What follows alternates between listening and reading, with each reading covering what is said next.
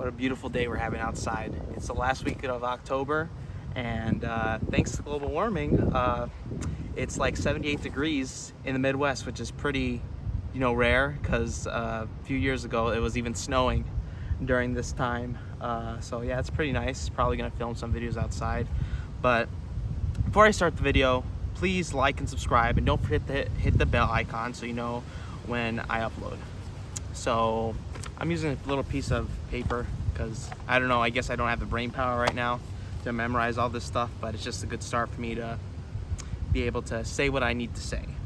So I'm going to start doing something called Motivation Mondays, which is going to probably be something that's like bi-weekly thing to encourage young men to become better.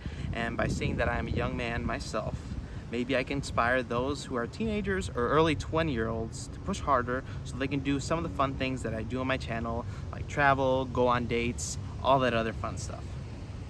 So I'm going to give you guys 5 tips that you can do to, in your early 20s or late teens, to become the best man that you can become. So these are pretty straightforward, pretty easy. Nothing's really super complicated that I'm gonna say. So let's get started. So first, go to the gym.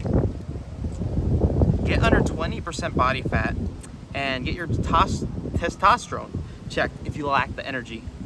Maybe go on TRT, which is testosterone replacement therapy, if you exhausted every single other option, but make sure that you consult a doctor first.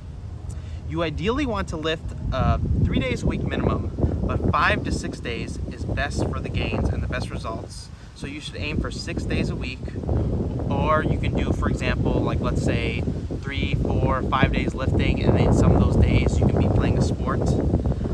So like for your off days too, for an hour, you can just walk around Walmart, which is honestly what I do, like just check the sales and all that stuff.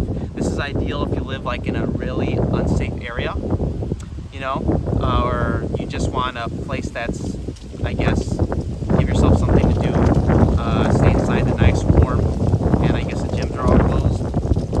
But any other huge grocery store will do if you just want to get a walk in. Personally, when I'm in Chicago, I live in a really nice neighborhood, so I can walk midnight. I don't really feel any safety issues. But where I am right now, it's a little bit more iffy. So yeah, that's just a little tip that I like to give if you want to get that cardio in.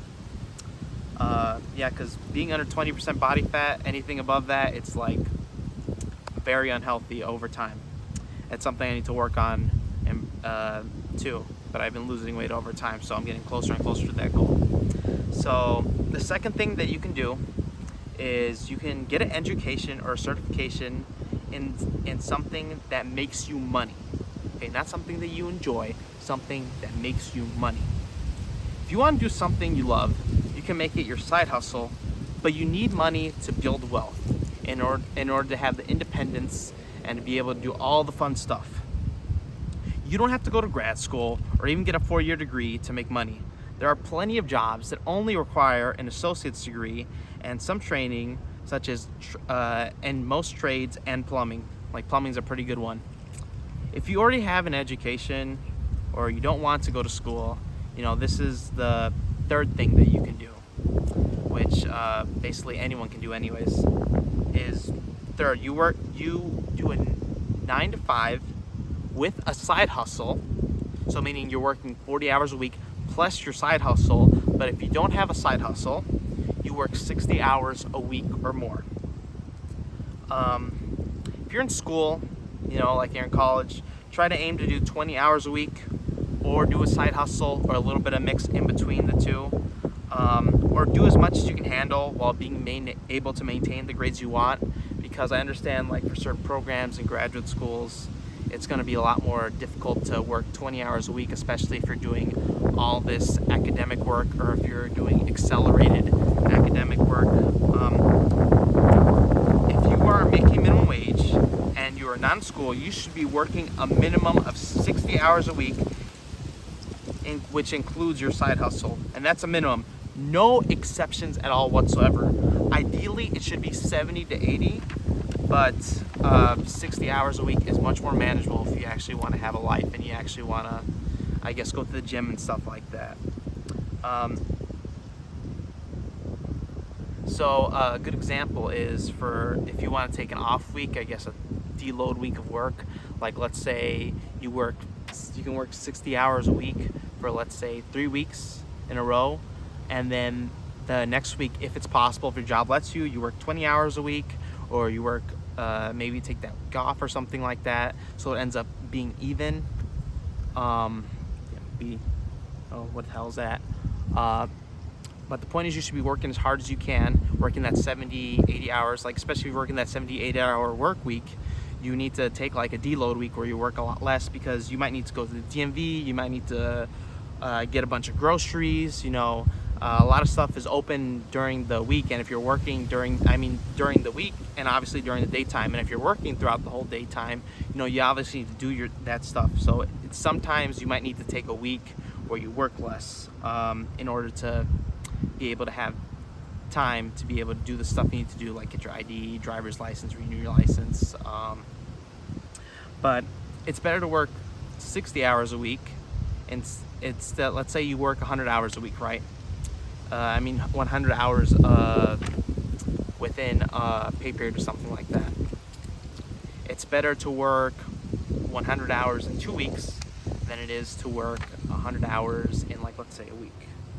A specific example that I can give is, for example, 1 week if you do 60 hours and the next you do 20, some states have law, or companies have a rule where they give you 1.5 times or double pay any hours after 40 hours. See, this is why I need this sheet, because I'm very disorganized, as you can see.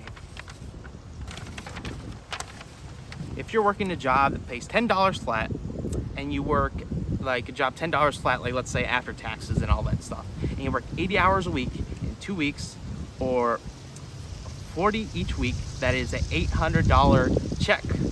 Okay, so you work 80 hours in 2 weeks, $800 check, simple math. But if you work 60 hours in 1 week and 20 hours the next week, so the same amount of work hours, and I had a job that used to pay me a time and a half after 40 hours, you get your paycheck instead of $800 becomes $900. Keep in mind, you're still working 80 hours total, except 1 week you're working 60, 1 week you're doing 20. So if your job lets you do that, that's very ideal. So that's $100 extra for doing no extra work. You're doing this, working the same amount of hours, but simply how the work's set up. Or even better, you can work 80 hours 1 week, take the whole next week off, and then your paycheck's $1,000. That's $200 more than someone who's working 40 hours a week for 2 weeks, and you're doing the same amount of work. Obviously, you might not get good quality of sleep and all that stuff, but see, I use this trick a lot when I wanted to be free.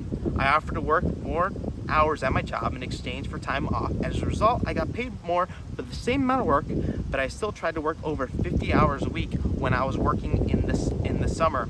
Working 6 days a week was my goal, but 60 to 70 hours sometimes was more ideal, but it was not always possible because of me being tired or not enough work being offered because of not being a busy week. So the fourth tip that I have for young men is to travel once outside of the country, preferably to a spot that's not too touristy. This gives you a taste of the dating life, the women, and how much better life is outside of America, and see if you actually like it outside of America. This is especially if you're an upper class person in that country, if you're living like an upper class person in that country, which most of us will, even if we don't have that much money. Like, for example, it is much easier and more realistic for you to be living like the top 1% in a city like Bangkok, Manila, Medellin, Colombia, Sao Paulo, and even Mexico City, despite it getting more expensive in some cases. Mexico City is actually getting pretty expensive, but it's still easier than in the major cities in the US like New York, LA, Chicago, and any major city where the most successful men are. They're going to be generally where the most successful men are, is where the most attractive women are going to be.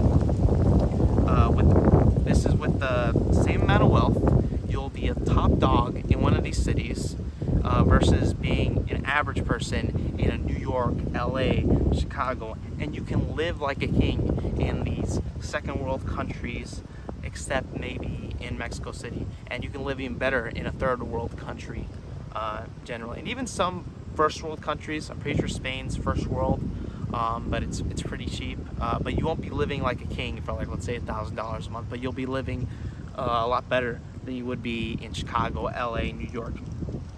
I can say in my life that I experienced more than most people my age range, and I have a decent number of stories to tell. The friends and the people I meet, unlike other people my age who just have some BS gossip where they didn't do something extreme, like traveling outside the country during the pandemic, going to the Phuket sandbox, and being one of the first 10,000 tourists to enter. I'm going to tell some individual Thailand stories and just some other life stories in the future. My fifth tip to young men is to stop wasting money on dating women, especially if you are broke and going on a lot of dates. They take money and time, and you may never meet her again.